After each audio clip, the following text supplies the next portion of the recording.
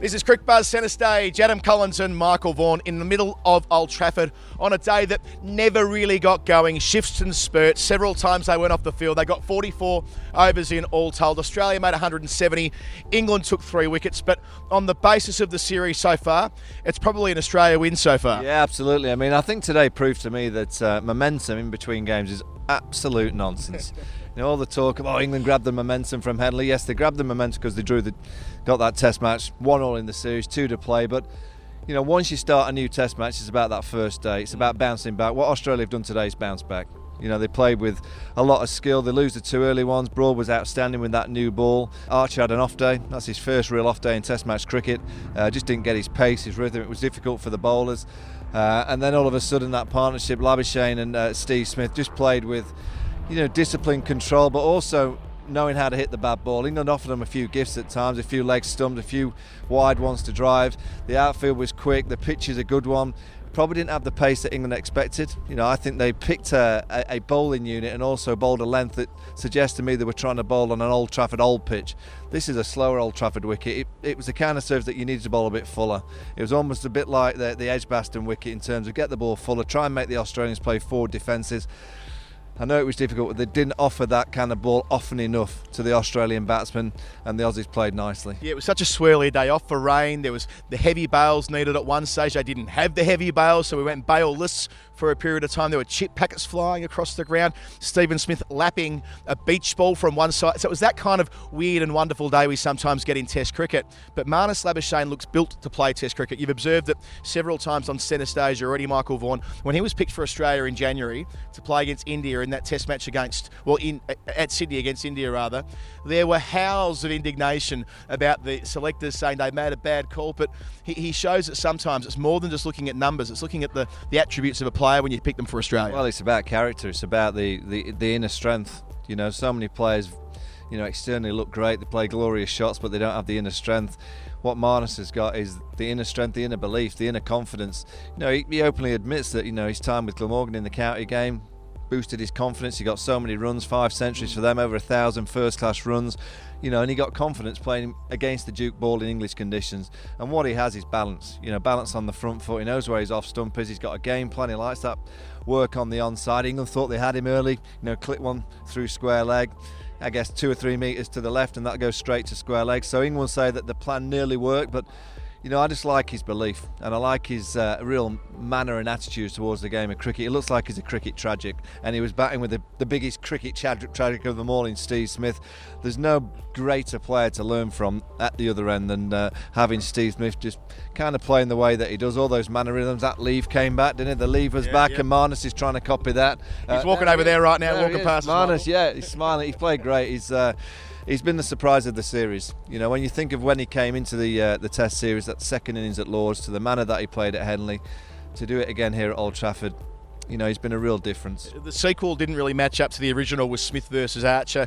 I'm sure the conditions didn't help Jofra, but really they need him bowling up the register to be effective, which isn't to say he isn't a skillful bowler as well, but he needed to balance out Broad, and it didn't feel like he did today. No, that's his first iffy day in Test match cricket. You know, I'm a bit old school. It just required the ball out of his hands.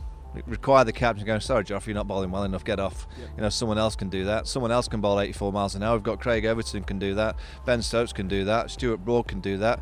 What are you in the side for difference? You're in this England side to win us this Ashes series to bowl at over 90 miles an hour. You didn't do that, so I'm taking the ball out of your hands. Until you can tell me you can bowl at 90, you ain't coming back into the attack. And you know, he's a young bowler, and you keep forgetting that because he's been so good for England in the World Cup and now in the Ashes series. But that was his first day where it just wasn't right, and the conditions are the excuse, and that's an understandable excuse. I'll judge him tomorrow when he comes back, because I don't think it'll be as windy. It'll be windy. We're up north, we're in Manchester. Probably be a little bit breezy and a little bit cold and a bit wet, but let's see if Jofra can get his pace back tomorrow, because England need that difference. Stuart Broad, David Warner, what a fascinating contest it's been through this series. 5 times in 7 innings, Broad's got the better of the Australian opener. Has he ever bowled better than this, Broad, in terms of how full he's bowled and the movement away? Certainly with the new ball. Is it something about leading the attack in the absence of Anderson that brings out his best? Yeah, and I think he gains a lot of confidence from knowing that he's bowling at 2 left-handers. You know, he can come right round the wicket straight away, angle that ball onto the stumps, take it away from the lefties. He also knows, as Travis said, there's Matthew Wade. There's plenty of left-handers for Stuart Broad to go at. He hasn't bowled quite as well to the right-handers. You just look at David Warner. I'm just thinking, will we see a similar David Warner in the seconds? I don't think so. I think we'll see David Warner.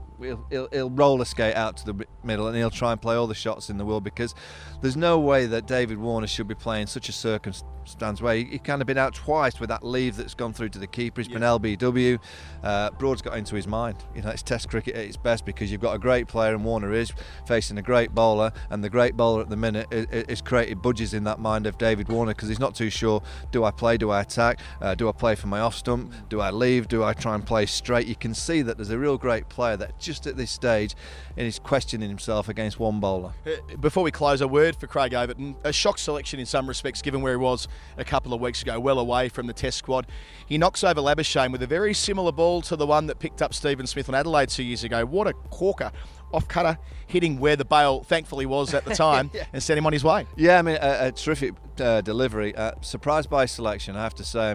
Chris Woakes has had one bad game, which was at Headingley. He's had 8 days to rest, comes to Old Trafford, the Ashes is alive, he's an experienced pro, and England decided to go with Craig Overton. Who'd have thought 2 or 3 weeks ago Craig Overton will be involved in the Ashes series? Well, he's playing, and he's got the wicket of Labuschagne, a key wicket, but I still think he needs to do something in this game to justify that selection, because when you've got a senior player like Chris Woakes, who is a high-class all-rounder, both with ball, with bat, in the field, a very dependable character in that England dressing room, for England to have left him out, I think that is a big risk in the grand schemes of a team ethic.